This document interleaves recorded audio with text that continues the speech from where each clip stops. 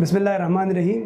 زما نوم ډاکټر سهیل دی او زه په لیډي ریډینګ هسپتال کې ایز اسسټنټ پروفیسر ENT هیډ اینڈ نیک سرجری کار کوم. زموږ چې کوم د OPD ورځ ده هغه د پیر ورځ ده. پیر پر ورځ سهار د 8 بجې نه واله 4:30 بجې پورې موږ OPD کې ناست یو او پرایویټ پریکټس هم په هسپتال کې دننه IBP کې کوو. د پیر نه د جمعې پورې د 4:30 بجې نه واله د 8 بجې پورې موږ ناست یو. د عوامي آګاهي مهم په سلسله کې بیا تاسو سره زه مخاطب یم. نننۍ موضوع چې کومه ده هغه زموږ اډینایډز دي. اډینایډز د ماشومانو یو بیماری ده چې د دې په پوزه شاته نه یو غوښه موجوده وي. د هغې د وجې کله چې دا غوښه راغټه شي د ماشومانو پوزه بندېدل شروع شي.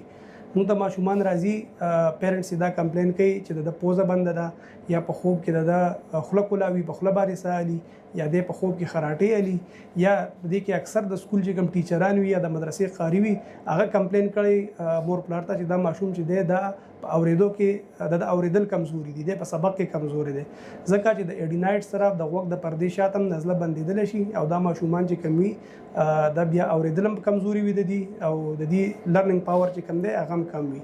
نو کله چې تاسو داسې ماشومان چې د هغې عمر د 12 کالو نه کم وي د هغې پوزه بندېږي یا خوب کې خراټې کوي یا د دې خوله کولاوي، د په خوله باندې ساه الي یا د اورېدلو کې د تکلیف وي، نو تاسو خامخا راځئ مونږ ته راځئ ENT سرجن ته راځئ چې د پراپر معاینه وشي، د دې ایوالویشن وشي او د دې علاج په وخت وشي.